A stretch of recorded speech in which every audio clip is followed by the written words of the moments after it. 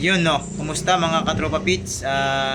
Ito po yung ating mga dwarf shrimp na pie-red, napakadami po. Ayan po, namumula. Ipapaship po natin ito sa mga sulit na buyer natin sa ibang lugar. Ship to Davao po ito.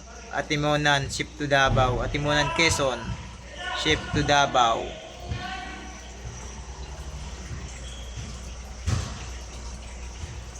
Ito naman po yung ating mga parrot fish. Oscar. Ayan, napakaganda po ng ating mga parrot fish. Ayan po, yung natutulog po yung ating isdang parrot fish. Yung nakahiga po siya. Ayan po, nakahiga po. Ayan, nakahiga po yung dalawa. Ayan, nagising na po. Ito po yung ating mga cichlids. Ayan po, mga cichlids natin. Mga molly, regular molly. Ayan po, assorted. Mayroon din po tayo ditong mga albino hammerhead. Dahil po niya, no? Gapi.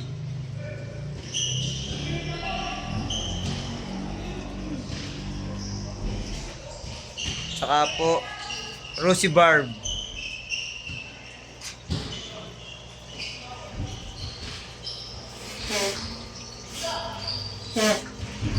Cichlids at golden gourami.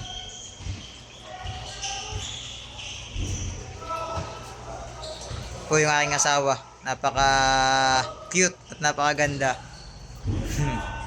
Ito po yung ating PKBM. Ayan po, napakaganda po ng size. Regular size po ng ating mga PKBM. Meron din po tayo ditong Arwana. Ayan, sulit po yung ating Arwana. Ganda po ng kulay. Yun, no.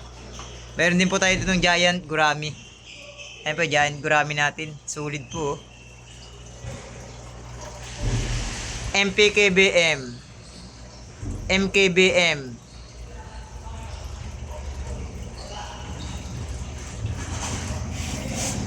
Andin po tayo itong yellow balloon. Medyo regular, ano pa lang po ito, going to regular size pa lang po yung ating yellow balloon. Black balloon. Ayan po yung ating mga black balloon. Meron din po tayong ito po, yung mga jumbo na ito, jumbo molly natin. Breeder size. Ayan po. Napakarami. Assorted molly. Meron din po tayong mga koi. Ayan po yung mga available natin mga isda. Koi. Goldfish. Ayan po, goldfish. Ayan po, ngayon po, mayroon na po tayong shop ngayon dito sa atin. Dati po natin naging libangan lang po tayo. Dati po ay naging libangan lang po natin yung pag-aalaga ng mga isda. Ilang piraso lang po dati yun. Yung, kung babalikan po natin yung dati namin mga video, ay dati lang po naming libangan. Ngayon po ay nakapagbinta po kami dun sa ating mga alaga ng anak. Napagbinta. Nagsimula po tayo dun sa mga pie-red na dwarf na hipon. Yun po, dun po nagsimula, nagka-idea po kami na yun. Utay-utay po kami nagtayo ng ating shop. Ito na po ngayon po, medyo may munting shop na po tayo dito. Ayan po, medyo nakapag-adjust po tayo mga katropa. Ayan po, maraming salamat din po sa mga solid na mga customer namin na patuloy pong sumusuporta. May mga accessories din po tayo dito. Ayan po, patuloy pong sumusuporta sa ating munting shop. Sana po ay magdire-diretso. Patuloy po nyo kaming suportahan. Sa mga susunod na video po ay tayo po ay lagi na po tayo mag-update ng ating mga video. silipin po lagi natin tong ating munting shop. Doon po sa mga sulit na mga nanonood sa akin, ayan po, pwede po ba akong humingi ng pabor na palike and share po ng ating mga videos, na sa ganun po ay patuloy po tayong biyayaan ng inyong mga panunood. Ayan po, sa mga susunod po ay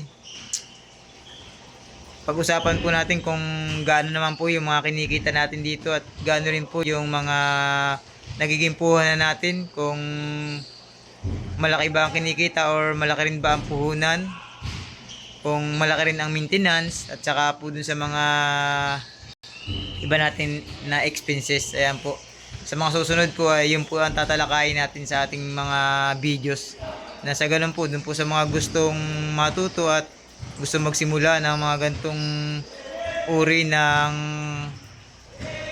hanap buhay, ito po ay napakaganda rin naman po.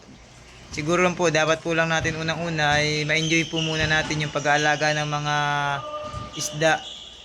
Sa ganun po ay mayroon po tayong basihan at mayroon po tayo ng mga kaalaman sa ganitong mga pag-aalaga ng mga isda. Sa ganun po, pag po nagustuhan po natin magtayo ng mga shop na ganito, ay may idea na po tayo. Napakalaki po ng idea sa ating panimulang paglalagay ng mga gantong shop. Ayan po mga Katrupa Pits, sa susunod na video po ay magpapakita ko po sa inyo kung gaano na po yung kinikita natin dito, nagiging puhunan natin. Ayan po, kung ayos ba pong pagkakitaan or hindi. Ayan po, maraming salamat po mga Katrupa Pits. Sana po ipatuloy nyo kung suportahan ng ating mga video.